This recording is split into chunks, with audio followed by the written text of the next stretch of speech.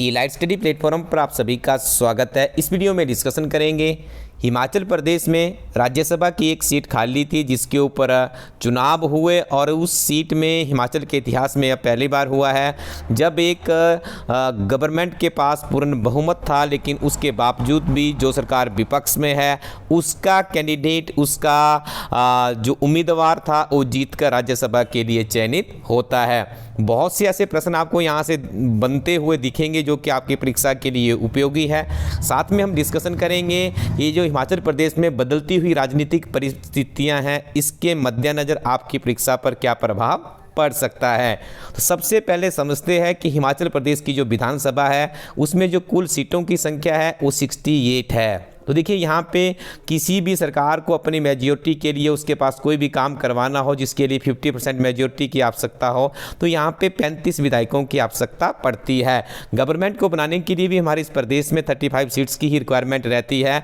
लेकिन यदि आप देखेंगे वर्ष 2022 में जो विधानसभा के चुनाव हुए थे उसमें कांग्रेस पार्टी के पास 40 सीटें थी। मतलब कांग्रेस को स्पष्ट बहुमत यहाँ पर प्रदेश की जनता की तरफ से मिला था। दूसरा सबसे बड़ा राजनीतिक दल था हिमाचल प्रदेश में भाजपा। यदि आप मत प्रतिशतता की बात करेंगे 0.90% के आसपास ही, महज 1% से भी कम वोट पड़े थे, जिसकी वजह से तत्कालीन भाजपा सरकार सत्ता से बाहर हो गई थी। कांग्रेस पार्टी की सरकार हिमाचल प्रदेश में बनी थी। तो यहाँ पे 3 सीटें निर्दलीयों ने जीती थी। तो आप इस पूरी परिप्रेक्ष्य को देखेंगे तो इस तरह से 68 सीट्स के साथ में हिमाचल प्रदेश की विधानसभा बनी थी। तो अब देखिए जो राज्यसभा के लिए एक सीट खाली हुई थी जिसमें जगत प्रकाश नड्डा जो कि वर्तमान में भारतीय जनता पार्टी के राष्ट्रीय अध्यक्ष है, उनका देखिए 6 ईयर का जो टेन्योर था वो पूरा हो चुका था। जब इनका टेन्योर पूरा हो चुका था तो इसके बाद देखिए अब यहाँ पे सीट वैकेंट चल रही थी। याद रखिएगा वर्तमान समय में जो भाजपा के राष्ट्रीय अध्यक्ष जगत प्रकाश नड्डा जी, गुजरात से इनका चयन हो चुका है। हिमाचल प्रदेश की विधानसभा में इनका टाइम पूरा हो गया था, सीट वैकेंट हुई थी, उसके बाद गुजरात से पुनः राज्यसभा के लिए चुने जा चुके हैं। तो अब देखिए यहाँ पे 2 कैंडिडेट्स आते हैं सीट्स के लिए चुनाव लड़ने के लिए। सबसे पहले कैंडिडेट्स आएंगे कांग्रेस के, जिनका नाम है अभिषेक मन्नू सिंघवी। ठीक है जी, आप याद रखिएगा। इनका जो क्षेत्र था राजस्थान से मूलतः संबंध रखते थे, लेकिन आपको ज्ञात है कि राज्यसभा के लिए कोई भी व्यक्ति चुनाव लड़ सकता था। तो यहाँ पे देखिए यहाँ पर आते हैं और हिमाचल प्रदेश से इन्होंने अपना नामांकन भरा था कांग्रेस पार्टी के उम्मीदवार के तौर पर।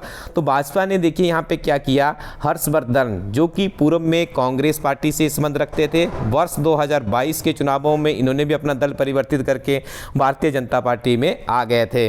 तो यहाँ पर देखिए सरकार में इसके जीतने के लिए कांग्रेस भारतीय जनता पार्टी को यहाँ पे भी आप देखेंगे तो 10 विधायकों की आवश्यकता थी। ठीक है जी। और देखिए इसमें ये भी कहा जाता है कि जो राज्यसभा के चुनाव होते हैं उसमें क्रॉस वोटिंग की जा सकती है, उसमें कोई ज़्यादा दिक्कत वाला काम नहीं होता है।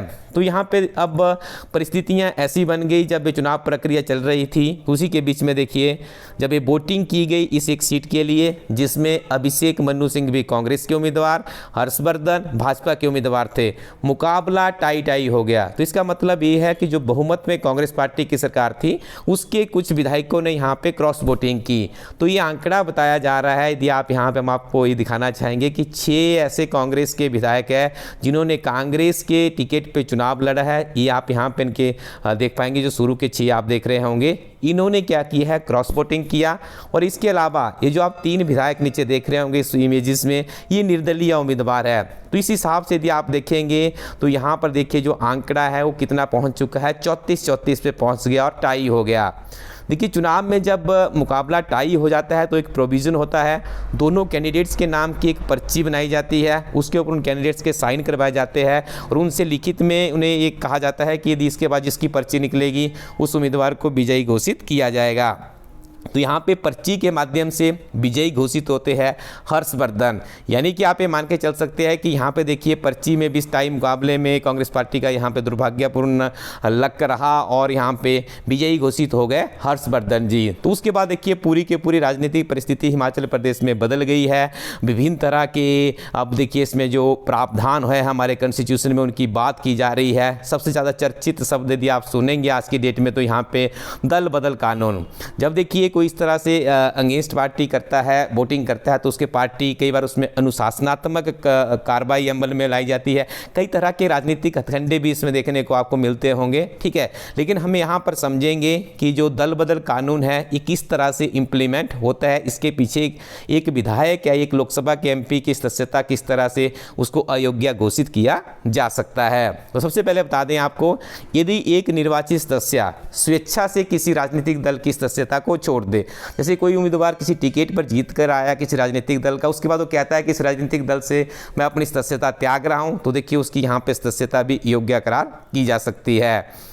यदि कोई निर्दलीय निर्वाचित सदस्य किसी राजनीतिक दल में शामिल हो जाता है तो उसकी भी सदस्यता जाती है। यदि किसी सदस्य द्वारा सदन में पार्टी के पक्ष में विपरीत वोट किए जाते हैं, जैसे हिमाचल प्रदेश में देखिए हुआ है, लेकिन ऐसा भी कहा जा रहा है कि राज्यसभा के लिए आप एंटी या क्रॉस वोटिंग कर सकते हैं, उसमें इस तरह का कोई प्रावधान नहीं होता है। लेकिन अब ये देखना दिलचस्प होगा हिमाचल प्रदेश की विधानसभा में किस तरह की परिस्थितियाँ आगे बनती है। यदि कोई सदस्य स्वयं को वोटिंग से अलग रखता है, 6 महीने की समाप्ति के बाद यदि कोई मनोनीत सदस्य किसी राजनीतिक दल में शामिल हो जाता है तो उसे देखिए यहाँ पे योग्य घोषित किया जा सकता है। दल बदल अधिनियम के कुछ अपवाद भी है। यदि कोई व्यक्ति स्पीकर या अध्यक्ष के रूप में चुना जाता है तो वह अपनी पार्टी से इस्तीफा दे सकता है और जब वह पद छोड़ता है तो फिर से पार्टी में शामिल हो सकता है। इस तरह के मामले में उसे अयोग्य नहीं ठहराया जाएगा। एक और यहाँ पे बहुत ही महत्वपूर्ण बात है, यदि किसी पार्टी के 1/3 विधायकों ने विलय के पक्ष में मतदान किया है तो उस पार्टी का किसी दूसरी पार्टी में विलय किया जा सकता है। देखिए ये भी यहाँ पे 1/3 जो विधायक है वो दूसरी पार्टी में उनका विलय होना चाहिए। अपवादों का प्रभाव क्या पड़ता है? दल बदल विरोधी कानून एक उचित सुधार था, लेकिन इसके अपवादों में इस कानून की मार्क क्षमता को कम कर दिया। जो कि दल बदल पहले एकल होता था, अब सामूहिक तौर पर होना शुरू हो गया। सामूहिक तौर का मतलब है कि किसी सरकार को गिराना है तो 1/3 विधायकों को अब आगे जाना पड़ेगा। आपको देखिए इस तरह से समझना है योग्यता किस तरह से की जाती है, उसके अपवाद क्या है, ठीक है, और अपवादों का प्रभाव क्या पड़ता है, बहुत ही महत्वपूर्ण जानकारी है। अतः वर्ष 2003 को संसद को 91 जो संविधान संशोधन करना पड़ा, जिसमें व्यक्तिगत ही नहीं बल्कि सामूहिक दल बदल को भी असंवैधानिक करार दिया गया था। यदि हम बात करें संविधान के 91 संशोधन की, तो इस संशोधन के जरिए मंत्रिमंडल का आकार भी देखिए 15% तक ही सीमित किया गया था। मतलब मैक्सिमम जो उनकी स्ट्रेंथ है वो 12 तक ही होनी चाहिए। इस संशोधन के द्वारा 10वीं अनुसूची की धारा 3 को खत्म कर दिया गया, जिसमें प्रावधान था कि 1/3 सदस्य एक साथ दल बदल कर सकते हैं। तो दल बदल के यदि हम पक्ष में बात करें तो लोकतंत्र में संवाद की संस्कृति का अत्यंत महत्व है, लेकिन दल बदल विरोधी कानून की वजह से पार्टी लाइन से अलग लेकिन महत्वपूर्ण विचारों को नहीं सुना जाता है। जनता के लिए जनता का द्वारा शासन ही लोकतंत्र है। जब लोकतंत्र में जनता ही सत्ताधारी होती है, उसकी अनुमति से शासन होता है, उसकी प्रगति ही शासन का एकमात्र लक्ष्य भी माना जाता है। लेकिन दल बदल विरोधी कानून जनता का नहीं बल्कि दलों के शासन की व्यवस्था अर्थात पार्टी राज को बढ़ावा देता है। दुनिया के कई परिपक्व लोकतंत्रों में दल बदल विरोध कानून जैसी कोई व्यवस्था नहीं है। इंग्लैंड, ऑस्ट्रेलिया, अमेरिका आदि देशों में जनप्रतिनिधि प्रायः अपने दलों के विपरीत मत रखते हैं या पार्टी लाइन से अलग जाकर वोट करते हैं, फिर भी वे उसी पार्टी में बने रहते हैं। लेकिन अब देखिए हिमाचल प्रदेश में अब क्या आगे की परिस्थितियाँ बनती है ये तो भी समय बताएगा।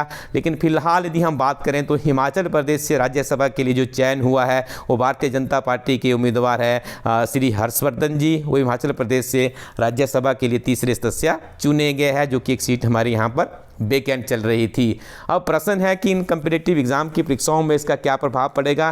देखिए फिलहाल तो आपकी जो प्रक्रिया है वो चलती रहेगी वैसे, क्योंकि आपको ज्ञात है कि HPPSC शिमला एक ऑटोनॉमस बॉडी है, तो उनमें से जब PGT की परीक्षाओं का शेड्यूल है उसे जारी करने वाले हैं, क्योंकि 29 से परीक्षाएँ होने वाली है। तो आपकी परीक्षाओं के ऊपर अभी कुछ नहीं प्रभाव पड़ने वाला है, लेकिन जो नई भर्तियाँ होनी थी वो सरकार के ऊपर उनका निर्णय रहता है, उसके ऊपर अब आपको थोड़ा सा इंतजार करना पड़ेगा। हिमाचल प्रदेश में राजनीतिक परिस्थितियाँ किस तरह से आगे बढ़ती है उसके बाद ही कुछ कहा जा सकता है। लेकिन आप लोग अपनी पढ़ाई को कंटिन्यू रखिएगा, परिस्थिति जैसी भी होगी एक सच्चे कंपिटिटिव एग्जाम के अभ्यर्थी को नियमित रूप से अपनी पढ़ाई जारी रखनी होती है। यदि आपके पास कुछ अध्ययन सामग्री की कमी है तो आप इलाइट स्टडी को.in वेबसाइट को विजिट कर सकते हैं, वहाँ पर आपको बहुत ही अच्छी अच्छी किताबें मिल जाएगी। तो आप नियमित रूप से पढ़ते रहें और आगे बढ़ते रहें। Thank you very much.